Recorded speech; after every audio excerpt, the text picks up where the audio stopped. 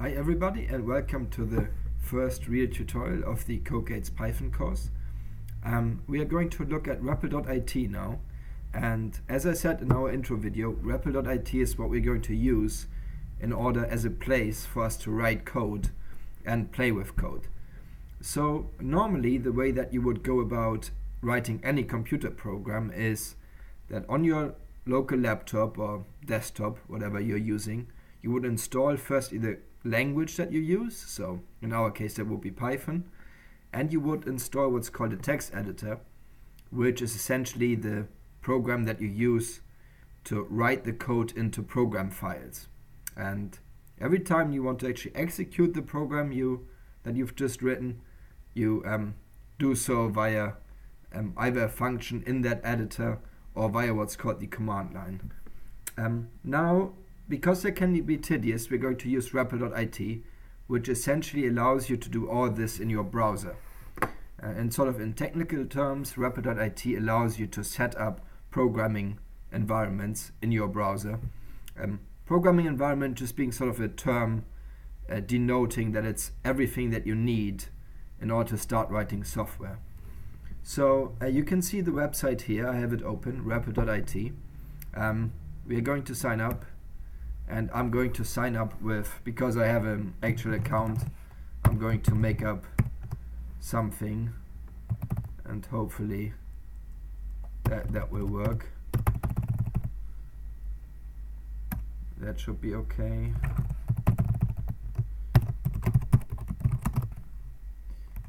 And so I suggest if you do this, to actually do it seriously and sign up maybe with your Google account, or with an email and a password that you can remember, because this is our place, our go-to place for writing any code.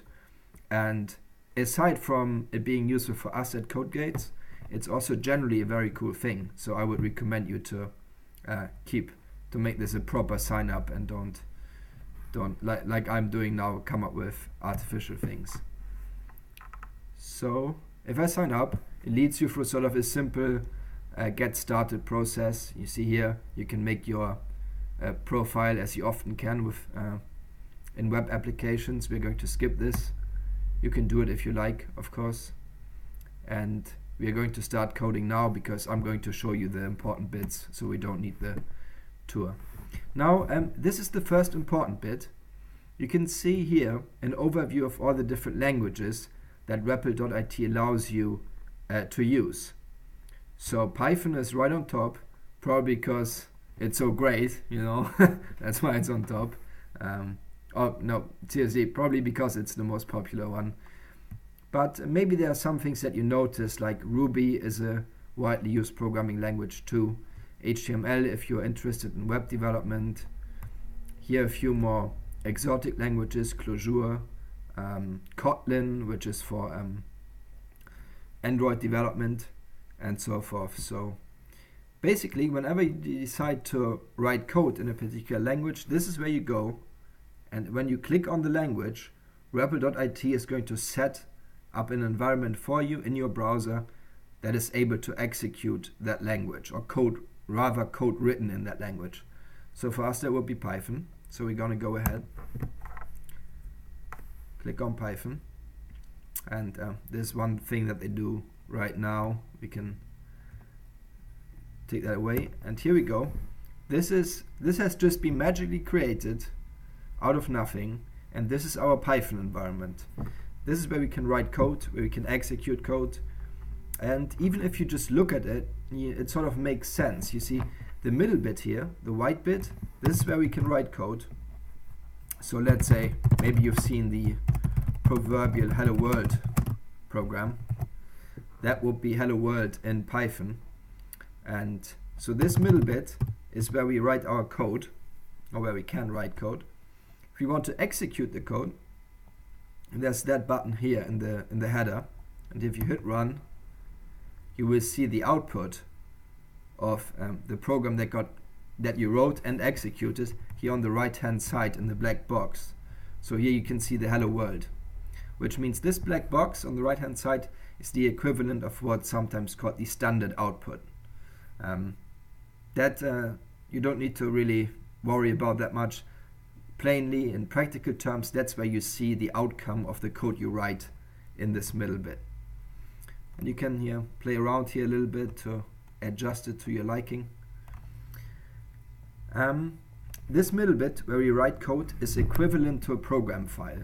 So you can see here it says main.py, and that is .py denotes a Python program file. So I'm just saying that because this is the equivalent of actually creating a file on your machine that holds your program. So, right. You can also give this environment a different name here on top if you click on this pen.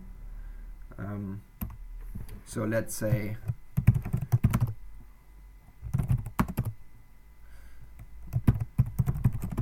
let's give it some name here.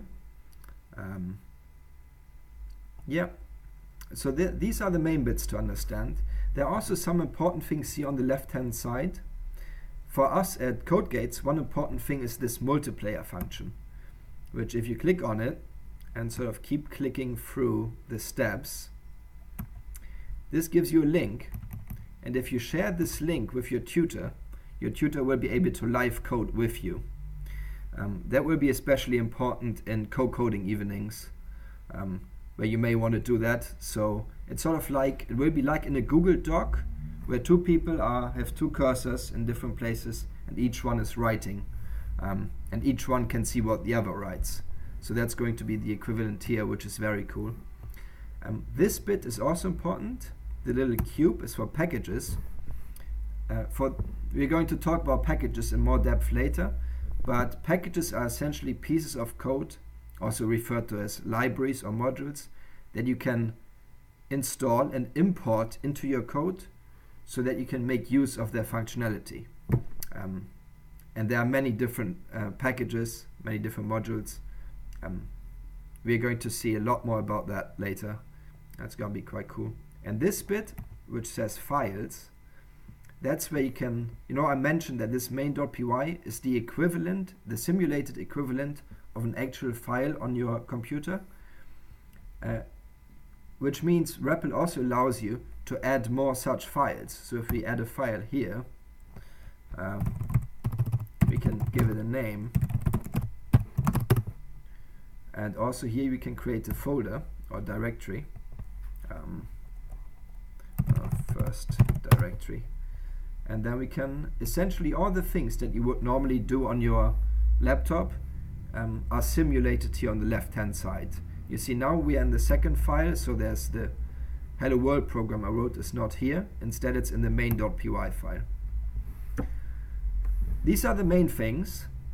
It's in some sense pretty magical. You see, all we did was we signed up, we clicked on Python, and Repl.it gave us this totally functional environment here where we can write code, we can execute code, we can make several program files and so forth, and you can do everything that you need to.